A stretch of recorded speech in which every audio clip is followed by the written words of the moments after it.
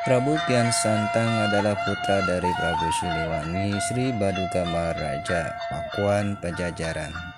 Prabu Siliwangi yang menikah dengan Nyi Subang Larang, santri dari Syekh Hurain Karawang, memiliki 3 orang anak.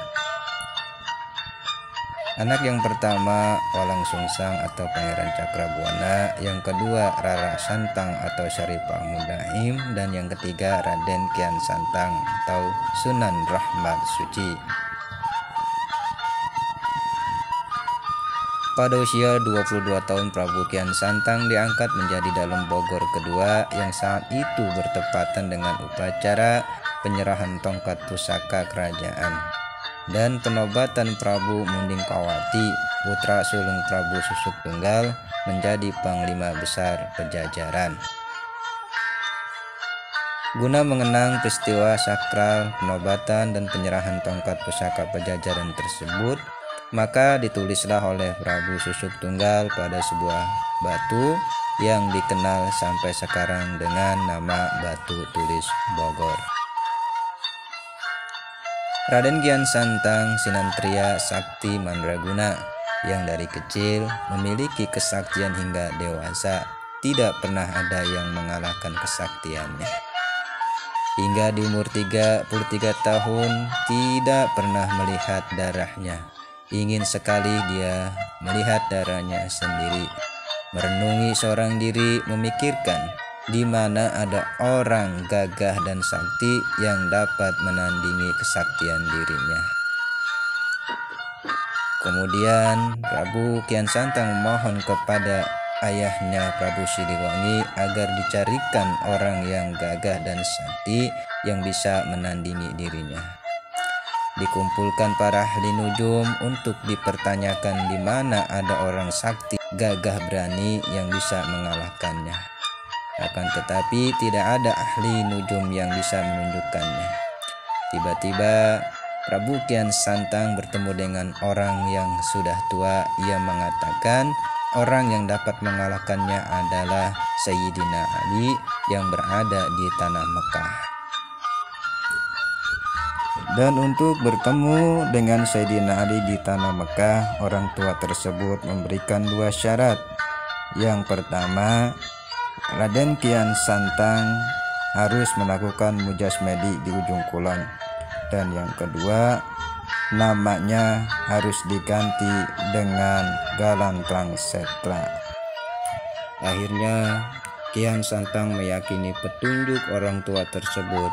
Dengan niat tekad dan bulat, langsung ia menuju ke arah ujung kulon dan melakukan mujasmedi. Dalam mujasmedinya, Kian Santang melakukan perjalanan gaib dan namanya berganti dengan Galantrang Setra. Sampailah tempat tujuan di tanah Mekah, berjumpa dengan sosok orang yang sudah tua. Berkata Galantrang Setra kepada orang tua tersebut, "Apakah engkau mengenal Sayyidina Ali? Aku ingin sekali berjumpa dengannya." Orang tua tersebut mengatakan, "Aku sangat kenal dengan orang tersebut. Jika engkau ingin aku menghantar bertemu dengannya, aku butuh tongkat yang tertinggal di sana." Galantrang Setra terdiam sejenak. Kemudian orang tua tersebut berkata, "Jika engkau tidak ingin mengambil tongkat, maka engkau tidak bisa berjumpa dengan Sayyidina Ali." Dengan terpaksa Galantrang Setra mendekati tongkat tersebut, mengambilnya dengan sebelah tangan. Akan tetapi tongkat tersebut tidak bisa diambilnya. Kedua kalinya disentuh dengan kedua tangan, mencoba untuk mengangkatnya. Tongkat tersebut pun tidak berubah, tidak bisa terangkat oleh Galantrang Setra. Hingga ketiga kalinya Galantrang Setra mengeluarkan tenaganya, mengeluarkan tenaga batinnya, tongkat tersebut tidak bisa diangkatnya. Hingga Galantrang Setra kakinya terpendam ke dalam tanah dan badannya mengeluarkan keringat darah. Ketika itu Galantang Setra tidak ada daya dan upaya. Galantang Setra pun menyerah, tidak dapat mengangkat tongkat tersebut. Hingga datanglah sosok orang tua tersebut mendekati Galantang Setra, menyentuh tongkat tersebut dengan mengucapkan Bismillahirrahmanirrahim. Dengan mudahnya sosok orang tua tersebut mengambil tongkat itu. Galantang Setra yang merasakan kelelahan berlumur darah mendengar sosok orang tua tersebut mengucapkan Bismillahirrahmanirrahim. Bertanyalah Galantang Setra, mantra apa yang kau baca itu? Bolehkah aku mempelajarinya? Kemudian orang tua tersebut menjawab, engkau bukan termasuk orang yang beragama Islam.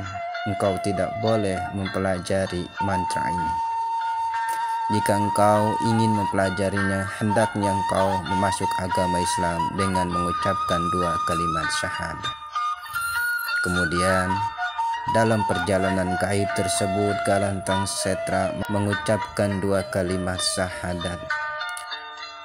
Terbangunlah Galantang Setra dari perjalanan gaibnya, hingga Galantang Setra kembali ke tanah Pasundan. Tidak ada daya dan upaya. Galantang Setra merasa kesaktiannya hilang semuanya, hingga tidak ada arah dan tujuan. Entah mau kemana Galantang Setra. Menceritakan hal yang demikian kepada ayahandanya,